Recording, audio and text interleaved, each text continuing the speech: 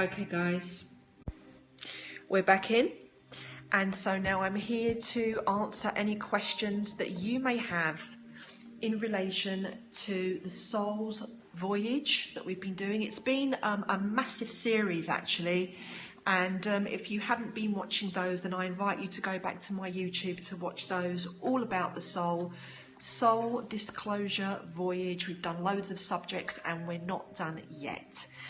So we've just done two shows, two transmissions.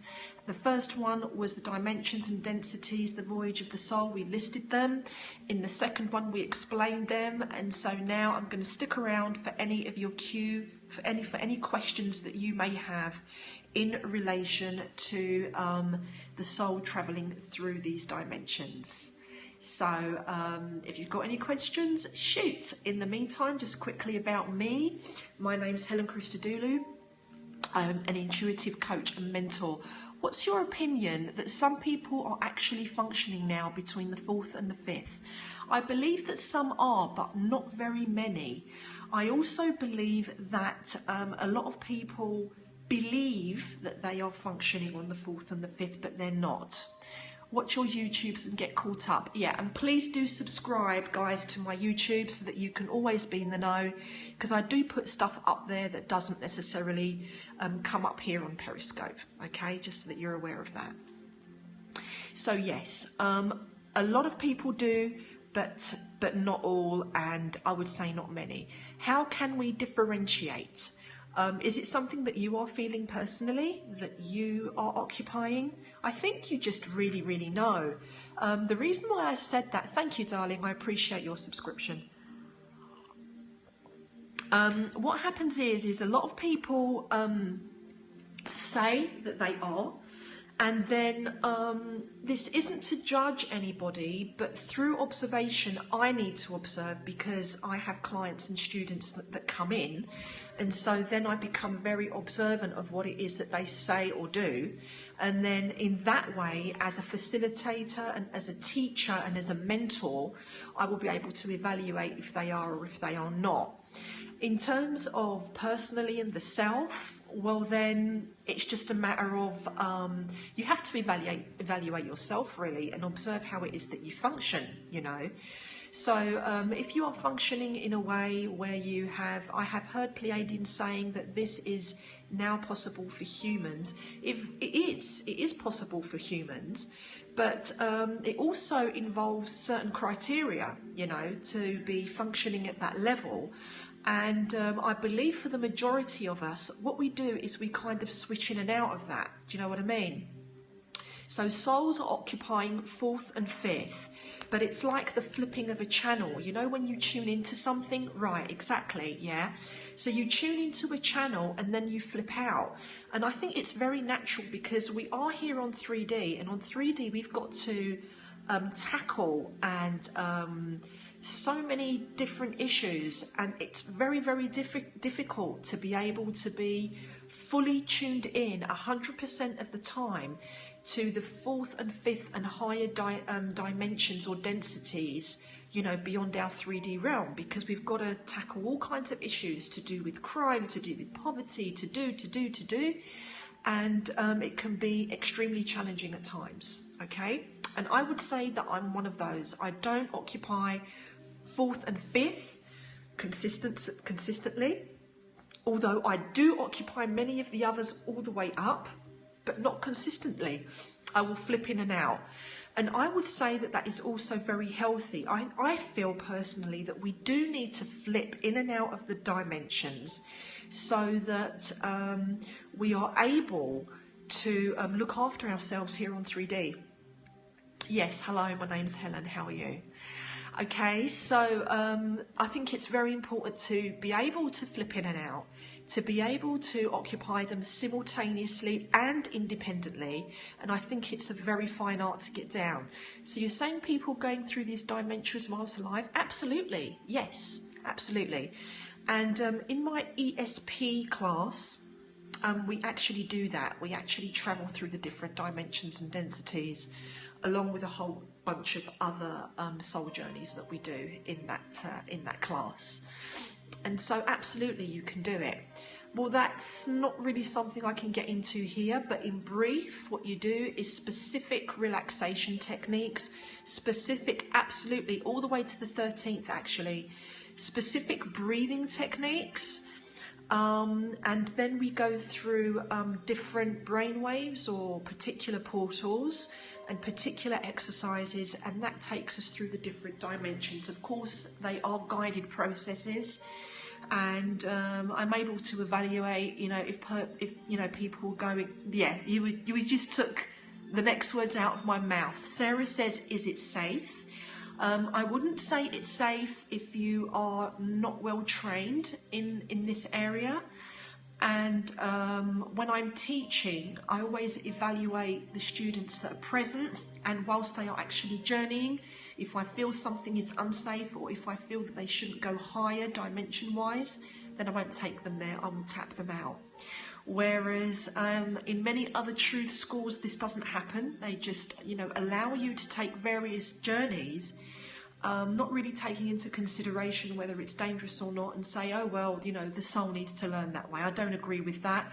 For me, safety is number one in all of the retreats, the journeys and classes that I facilitate. What could be unsafe about it? Well, first of all, a person needs to be completely sound in their head. They have to be grounded. They mustn't be on la-la land. They should not be taking any drugs, even the considered safe natural ones. I don't actually believe in all of that. I think it's very, very important to not just have your head screwed on, but also I will evaluate the kind of teachings and stuff the person has done before coming to me, because some people can actually be addicted to this stuff. Spirituality and esoteric teachings can be an addiction. So I will take all of these things into consideration before taking somebody through a soul journey. It's really, really important. There are people that are not quite grounded. They spend too much time in the non-earth realms, and that can be like borderline schizophrenic. So you do need to be very careful, guys. It's not a game. It's not a game at all. So, whatever it is that you're learning, make sure that it is has a good background, that it has a sound base. Be careful with some of the traditional teachings, I would say, because some of them will allow you to go into the danger spot, like I said before, that you must go through suffering in order to have access to higher realms of realities. I don't particularly agree with that personally, which is why Fusion 7 healing techniques are really quite what's the word I'm looking for? It's a pioneer way of learning, because safety is very important, and we also go through it with least suffering as possible when we do our processes, our transformations, our formulas, our soul travellings and our soul journeys.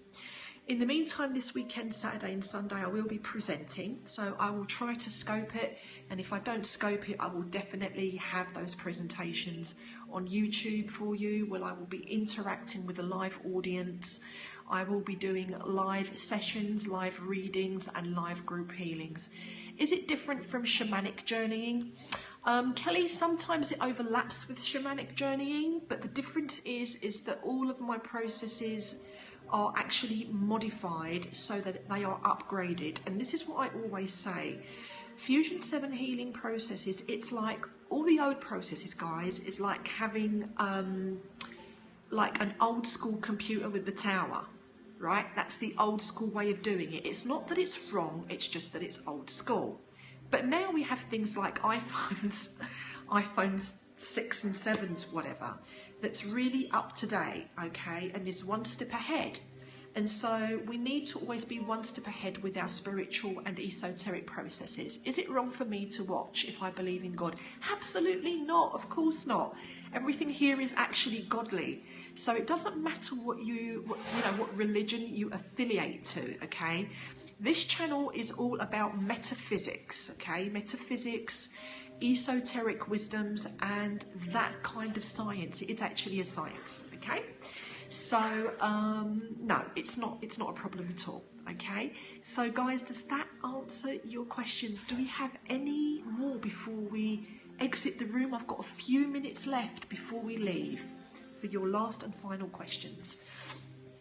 You can catch up with me on my Facebook page, Helen Christodoulou. It's my author page.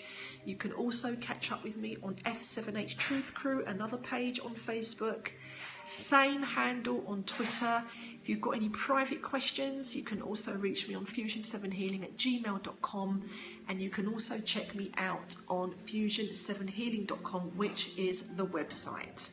So I've really enjoyed answering your questions. I enjoy looking at your blue and purple hearts. Thank you so much. They're very, very beautiful. And I will be doing, is it the 31st today? I think it is. For the cosmic forecast for what is it, April 2016, right? You're very, very welcome. Thank you for coming in. So again, as I said, don't forget to share with your favorite platform and your community. It took me 5 minutes to figure out that the candle is not real. No, it's not. That's actually TV up there. Yeah, and there's music. Yeah. Will you please scope about the mental illnesses from a spiritual perspective? Great subject. I will do that. Not right now, but I will write it on my to-dos list and I will do that for you. Great subject indeed. I will do that. So I'll write it down and I'll be with you for my cosmic forecast. Don't forget the rest of the soul transmissions, okay? All about twin flames, twin families, soul families, and soul mates, okay? So I'll catch you again real soon. May the truth always be the guiding force that is with you. Imaste be ye. It means we are primary source. Take care for now. Don't forget to subscribe to my YouTube channel, Helen Christodoulou. Thanks for watching, and I'll catch you again real soon. Ciao.